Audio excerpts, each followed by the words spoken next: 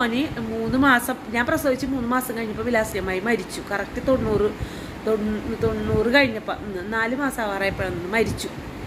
അപ്പോൾ കാണണം എന്ന് പറഞ്ഞപ്പോൾ ഞാൻ തനിച്ചാണ് ഹസ്ബൻഡിൻ്റെ വീട്ടിൽ നിന്ന് ബസ്സിൽ കയറി ഞാൻ കൊടുങ്ങല്ലൂർ പോയി. 6-ാം മാസമായി എനിക്ക്.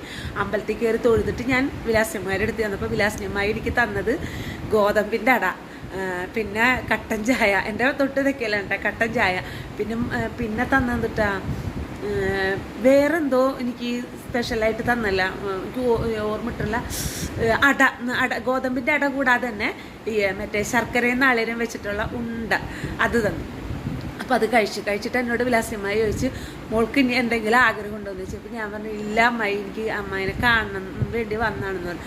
അപ്പോൾ എന്നോട് വിലാസിയമ്മായി പറഞ്ഞൊരു കാര്യമുണ്ട്, ഗർഭിണി എന്ന് പറഞ്ഞാൽ ദൈവത്തിനെ പോലെയാണ്, ഈശ്വരനെ പോലെയാണ്. ഗർഭിണിനെ കണ്ടാൽ തൊട്ട് തൊഴണം എന്നാണ് പറയുക.